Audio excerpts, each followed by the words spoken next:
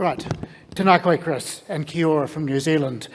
Firstly, it's a great pleasure to come and privilege to come and talk to an Australian audience. No Kiwi ever can resist the opportunity of lecturing Australians on points of dogma, and I am no exception. Can I just also acknowledge the New Zealand delegates in the room, and I caught up with David Bennett from Ryman Healthcare a short time ago, who said rather pointedly that he was very interested in what I've got to say. So I guess I better not over-egg it too much. However, the question is it a revolution? And that I will leave to you to consider as I go through the presentation. But I can emphasise that it is not a train wreck, as was suggested by somebody as recently as yesterday. So, what I'm going to cover, basically, is the differences between villages and aged care. I'm going to talk about how care is funded and what's being done about it, how villages build care and the continuum of care promise, how residents transition into care and how that's funded, because that's quite an important part of what our general sector works. Talk very quickly about our legislative review and reforms, and then Chris has asked me to have a little talk at the end of it. I should say that care is not my natural comfort area, which is more about retirement villages. So on this particular occasion, I actually had to go off and do some original research rather than making it up as I go along like I normally do. But since we share offices with our good friends in the Aged Care Association, that really wasn't that difficult. But really what I'm going to talk about is a snapshot about one bit of the total care picture, if you like, and that's slightly from a retirement village perspective. So who are we? The RVA represents the interests of the owners, developers and managers of registered retirement villages across New Zealand. We've got about 425 member villages with 38,500 units, which are home to just over 51,000 older New Zealanders. That's about 14% of the over 75 demographic. It's been stable about 14% now for 4 or 5 years, but obviously the numbers of 75-year-olds in the population are increasing, so much so that we're building about 1,800 new units annually just to keep pace with that demand. And we have approximately another 20,000 units in the pipeline. So who are our residents? Because this is really the crux of what I want to talk to you about.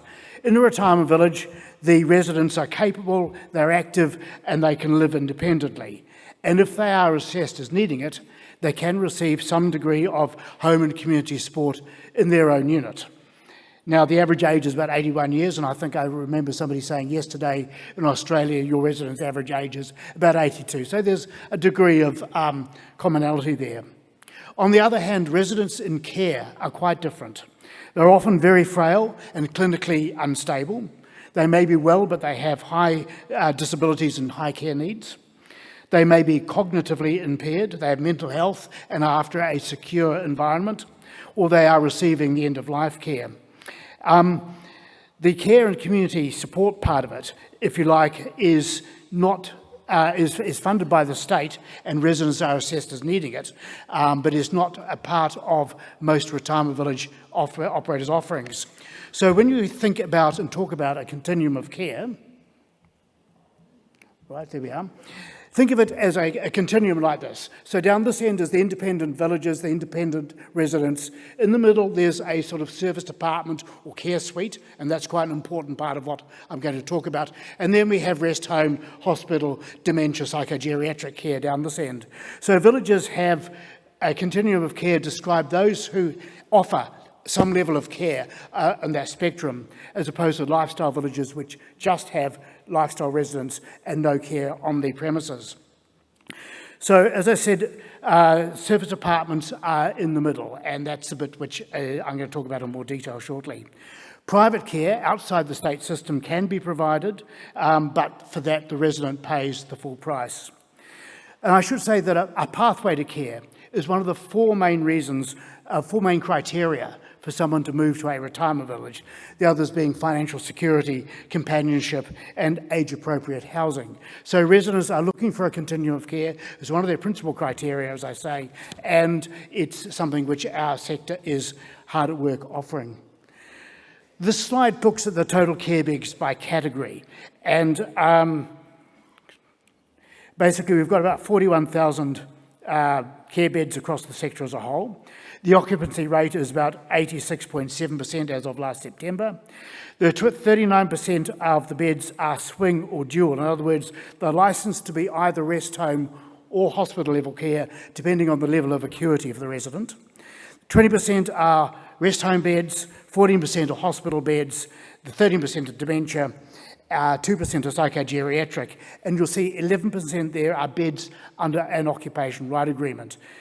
In your terms, this basically are beds for which the resident has paid a capital sum and for which the operator will deduct a deferred management fee, the DMF model, if you like, but in a care setting. So the occupancy rate of beds, if ORAs are excluded, is about 90%, but it drops to about 86% of beds are included, and this is due to the fact that the demand for subsidised beds is greater than those under an occupation right agreement, which tend to remain empty longer while the operator obviously has to find a new resident with sufficient capital who's prepared to pay to move in. Now, the long-term trend overall since 2005 has been between 85% then and 93% when the occupation right beds started. It's been reasonably stable around 86 to 87% around then. Now, I should say that occupation right beds was not an easy thing to introduce. We had to do some very careful lobbying of our officials in the health sector to make sure they understood what it was we were offering. There was a strong ideological pushback about operators profiting from old people. And we had to break down that image to get the idea and the concept of either occupation right agreement beds or premium charge beds past the officials. However, we did, and I'd just like to emphasise and acknowledge Ian Yates' observation yesterday that innovation must be led by the sector. And the argument which we advanced was that not everyone wants to have their care in a 15 square metre room. So it's nicer surroundings, but the care itself is essentially identical. So who's providing care? Basically, the major groups are major listed groups: Ryman, Somerset, Radius, MetLife Care, Oceania, and Arvida. Of that group, Radius is much more predominantly focused on care rather than independent living, and you'll see that the listed companies provide about 34.6 of beds. Major private operators, which includes Bupa, about 22%. Total of 56.6% of care beds come from the major operators. And the same group more or less provides about 2/3 or 66% of independent living units. The co-location of care and retirement villages is another important innovation which we've worked hard on. Again, you can see here, I hope you can, about 58% of care facilities have an associated retirement village as part of it. Basically, if land is available, care providers are looking to build a retirement village on it. On the other hand, 65% of retirement villages have an associated aged residential care facility, and those who don't are considering how they might build one, or they have an arrangement with another facility where their residents get priority for care should they need it. So turning now to how care is funded, I should say at the start that to get care, a resident needs to be assessed as needing it, and at the same time their level of assets are taken into account to see whether they qualify for a subsidy bed. More about that in a minute. So basically, if a resident is assessed, they receive $177.42 from Te Whatu Ora, or the Health Ministry, for rest homes, and $287 for hospital care. But we know, thanks to the good work done by CAMA, ANSL and ANSL Strategic, operators need $372 per day in hospital level care just to break even. The shortfall, according to ANSL Strategic, is around $425 million annually. And that shortfall is partially covered by accommodation supplements or premium charges that range from $15 a day to $68 a day. So what does that actually mean? So the ministry pays for the clinical care, the food, the clean, the community facilities, consumables, maintenance, and makes a very modest and deeply inadequate contribution to the capital cost. So if you pay $15 a day, you're going to get a standard room without an ensuite, but it may have a nice view. If at the other end of the scale you're paying $68 a day, you're going to get a larger room with an ensuite and a premium view. So we work that through 1 year's occupancy at $15 a day. The resident pays just under $5,500 annually. For 1 year's occupancy at $68 a day, it's almost $25,000. So the resident pays as their contribution. So when we look at the second point about how care is funded, as we'll show in a moment, the use of an occupation right agreement in care has increased by over 51% in the 5 years from June 23, and 5 years to June 23, and non-ORA beds, in other words, standard beds, have decreased very slightly by 0.3%. So as I said earlier, a capital sum is paid by the resident, and the amount of the capital sum relates to the room's amenity value, and when the resident moves out, a deferred management fee is applied, as I've explained. So in a sense, the resident has to balance, has to decide whether they are going to live in the unit for a longer period of time to justify the occupation right agreement and the deferred management fee, or whether they are going to be there for a shorter period of time and a premium charge will do just as readily. So if you think of it like this, an occupation right agreement on a 60 square metre apartment might be $350,000. A 20% deferred management fee is $70,000, and the resident's estate gets back $280,000. So if the resident lives longer than two and a half years or so, they're going to be better off financially with an occupation right agreement. Now, the length of stay is around about 1.8 years in hospital, and a rest home and dementia is 2 years, and psychogeriatric, it's 2.3 years. So it is an offsetting balance, but the beauty of a care suite is that a resident can move into a care suite while still living independently, but get some cares delivered to them. And as their health deteriorates and they're assessed as needing rest home or hospital level care, that care can be delivered to them in their care suite without the need to move. And that, for many residents, is a major plus. So the asset level I mentioned earlier to justify getting subsidised care is $273,000, $600 in round figures, and if your assets are below that level, then the state will pay the daily rate, which is $177. If the assets are greater, then you pay, or rather the resident pays until their asset levels is eroded below that amount, and then the state takes over. So looking at how the focus on occupation right agreements and care has changed, this little graph, which I confess isn't particularly clear, basically shows that from June 2018 to June 2023, the left to the right-hand side, the numbers of occupation right agreement beds have risen almost 52%, whereas the numbers of non-RRA beds, standard rooms if you like, has at best remained stable or decreased very slightly. Now it takes $250,000 to build and commission a care bed, and that can take several years from when the land is purchased to the resident moving in. And the inadequate level of funding from the state basically means that we're looking to the resident to make a serious capital contribution to their care. And that is what we've been doing, as I've explained. So, does this really amount to a revolution? What does it really mean? I think we think of it more as evolution rather than revolution, but this is the key thing. We know that on average, 15 to 20% of residents actually move to care, and home-based support looks after others who are assessed as needing it. So if you've got a 250 resident village, you would need between 35 and 50 care beds for your residents.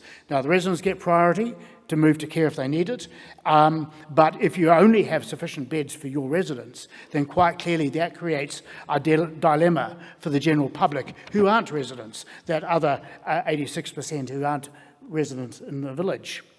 So what are the major operators doing? At the end of the day, you remember from the slide several earlier, who's building care is it's basically the listed companies and the major operators who are the ones who are putting care in as part of their retirement village.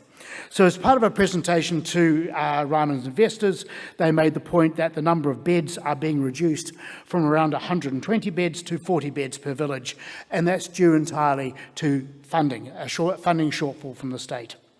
So looking at Ryman's villages before 2018, 32 villages, most with a care to independent living ratio of between 0.34% and 1.53%.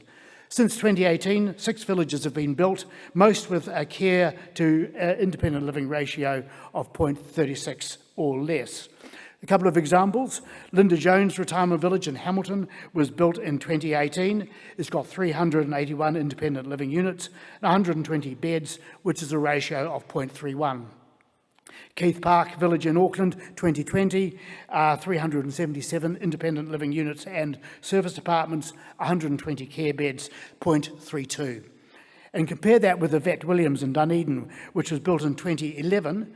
That has 32 independent living units to 90 care beds, a ratio of 1.41.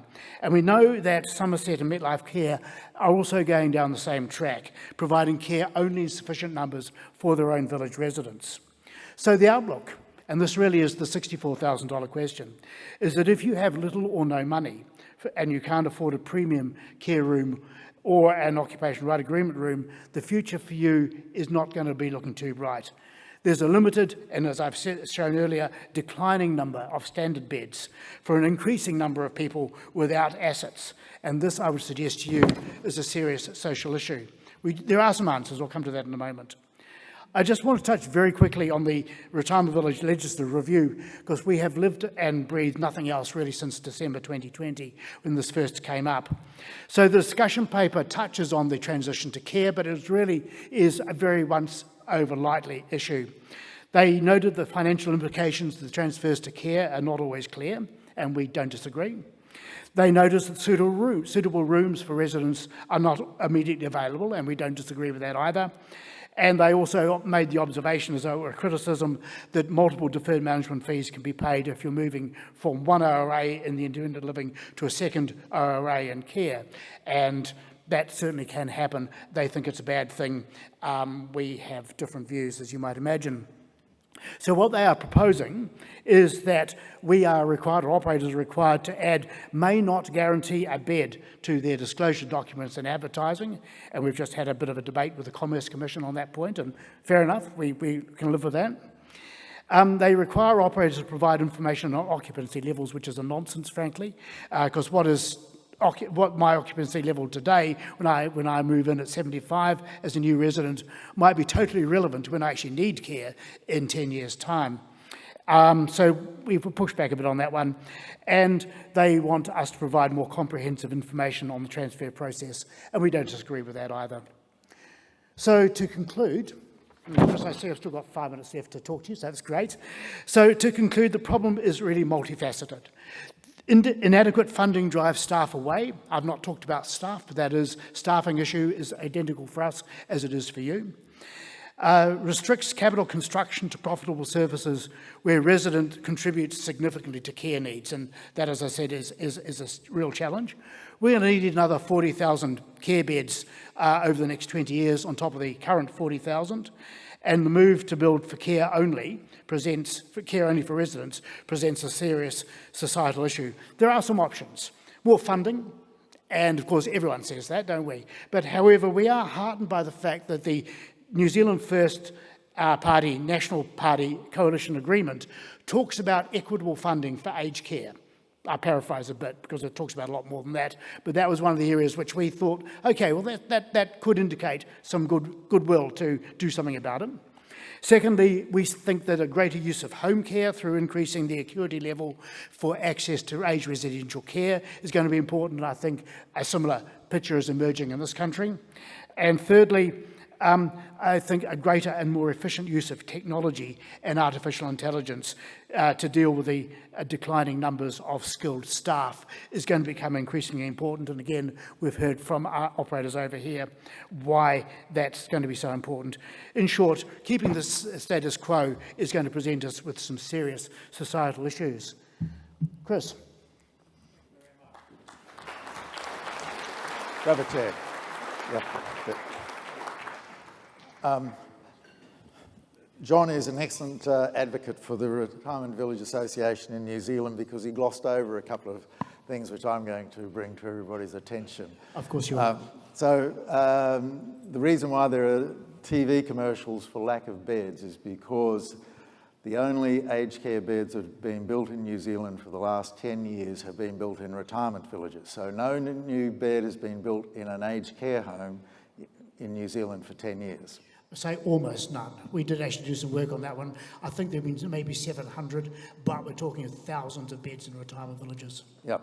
So that's, and when you say the occupancy was 86%, that's because the care suites that have been built haven't been occupied. Yes, care suites are slightly slower to relicense, I think, is the issue, because the demand for subsidised rooms continues. I should also say that we've had issues with staffing, which means that entire wings of some rest homes have been closed. Yep. Their numbers are still counted, the beds are still there, but they're empty because we don't have sufficient staff. I haven't touched on the staffing, but that is a really crucial issue. Yep. So for the last 10, 15 years, a retirement village would build, as you say, 250 retirement village units and a 120-bed rack. And that rack would service both the village residents as they transition and the broader public around. That's correct, yeah. But now, the revolution that you've got in your presentation is that the operators are saying the racks are losing money. And we don't want that. So Profit is saying we're going to restrict the number of beds we're going to build going forward to only look after our village residents, because that is part of our value proposition. Is that correct? Yes, I wouldn't put it quite as bluntly as being profit-driven. However, we can't make a loss, and everyone in this room understands that implicitly. So if we don't have sufficient income to be able to build, then the resident has to make a contribution. Yeah. And that, sadly, restricts the sort of person who can then enter into care. So those people without means that can't afford to buy into a retirement village and so on, they're going to struggle with beds. And the retirement villages are largely placed in areas where there are affluent New Zealanders, so north of Auckland, south of Auckland, Christchurch, but not on the west coast and places like that. Oh, look, had I given a retirement village presentation, I would have had lovely slides up with maps of New Zealand, for those of you whose New Zealand geography is a bit challenged, with dots all over the shop where new retirement villages are being built. And they range from Stewart Island, with a population of 400 on a good day, through to Westport and Central Otago, blah-de-blah-de-blah. My point is that it is true that the majority are being built in the Golden Triangle of Auckland, Waikato, Bay of Plenty, the top of the North Island, but there are retirement villages being built across the country. And I'm not here to belittle New Zealand. I'm just trying to reinforce the message that a calamity can occur in a country if it is not proactively building the right resources. Yes, you're right. A societal issue, as you said, if we have people who need care who can't get care, that is going to be a serious social issue in my personal view, and I think in the review of the industry as a whole. But you can't just build them out of love. You've actually got to have an income which supports it and can afford to pay for it. Yeah. So John has been talking about care suites. Some people in the room may not be aware of what a care suite is. It's like a service department, but a better quality. But the business case is that if I'm a resident of a village and I've been there for 8 years and then I need to transition, you actually close out the DMF in the village. So you pay your 20-30% DMF, and then you go into your care suite by taking out another DMF. And if I use Arvida as an example, which is the one I saw in Christchurch, and we're going to show you an image of it in a minute, the new DMF is a 2-year DMF with a 30%. So for 2 years, 30%. And the one that we're going to show you the video of in Arvida, it varies from $195,000 a year up to $580,000 a year for your occupational right agreement, and a 30%. So if you imagine, if you take the 580, you pay 30% of that as your rent to be in there for the 2 years, plus you pay service fees as well of around about $600 a week. And again, the operators aren't making a fortune out of that, are they? No, it's the 2DMF issue is one of the ones which the industry understands that is a degree of resistance, as you would imagine, from incoming residents. So some operators will transfer the capital and the deferred management fee across from the ILU to the care suite. That model obviously has the cost constraints built into it. So the resident, at the end of the day, doesn't end up making a loss for the operator. Others charge too, as you've just said. And then if you're under an occupation right agreement in a care suite, then there are some retirement village costs which the resident pays for.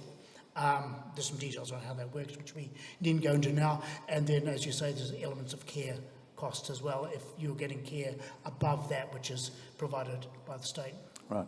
So, keeping an eye on the time, Ben on the desk, I haven't got the clicker. Can you play this video, please? So this is me walking through with a camera, so excuse the jerky nature of it. So this is one of our deluxe suites. So it's got the separate lounge and kitchenette.